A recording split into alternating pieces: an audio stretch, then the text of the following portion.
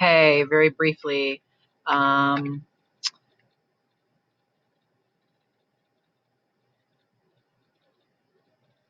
okay, I wouldn't worry too much about royal lineage aspect.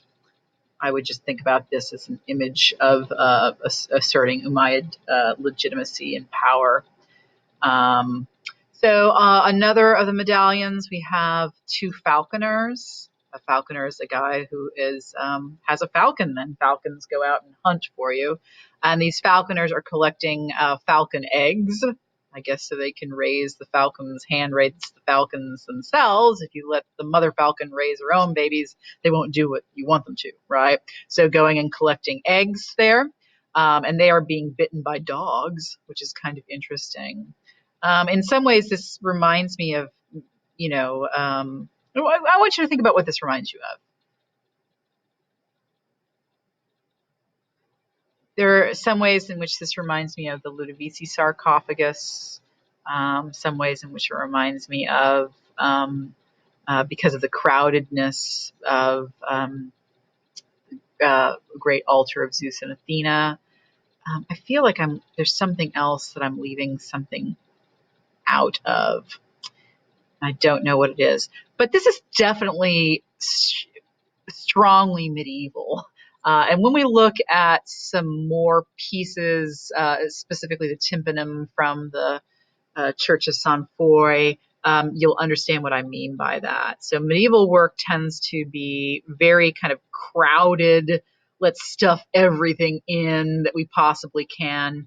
And you'll notice the lack of interest in spatial realism here as well. We're just at a time in history where depicting things as spatially realistic, as naturalistic, like they did during the classical era. Classical era. When I say classical era, I mean classical Greece, classical Rome, or Greece and Rome. That's just not of interest here, right? So this particular medallion, eight-lobed medallion, may show, the idea might be to show a political tension between the two dynasties. You might also think about, I know what I was going to say. This reminds me of Lindisfarne Gospels a little bit. There's a sense of the horror vacui here, the fear of empty space. You'll notice there's not really 1 inch that doesn't have some kind of decoration that goes along with it. So I would definitely make a connection between those two pieces. So the founder of the Umayyad dynasty was called a falcon by the Abbasid Caliph, so it might be some reference to that, the continuing tensions, but also a continuing relationship between them, as is indicated by this next medallion, right? Because there are 4 of these 8-lobed medallions. Here we have 2 figures who are obviously seated. One holds a braided scepter, right? That's got a braid at the top, and the other guy holds a fan. This guy's likely representative of the Umayyad, and the guy who's holding a fan is likely representative of the Abbasids, right? We're still have Damascus.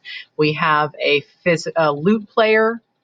He's got this lute, which is a kind of musical instrument, and we can see that he's actually, in fact, smaller.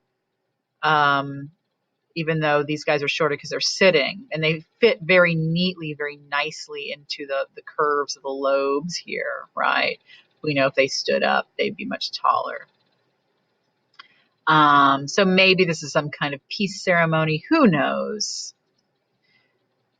Maybe it's also depicting that political tension that remains.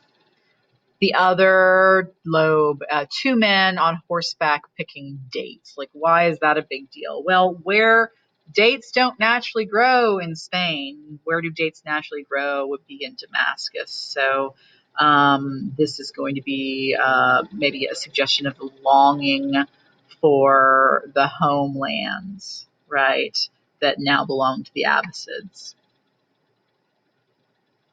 I like how these falcons are on the heads, and I don't know what the heck this kind of animal is, but they look weird.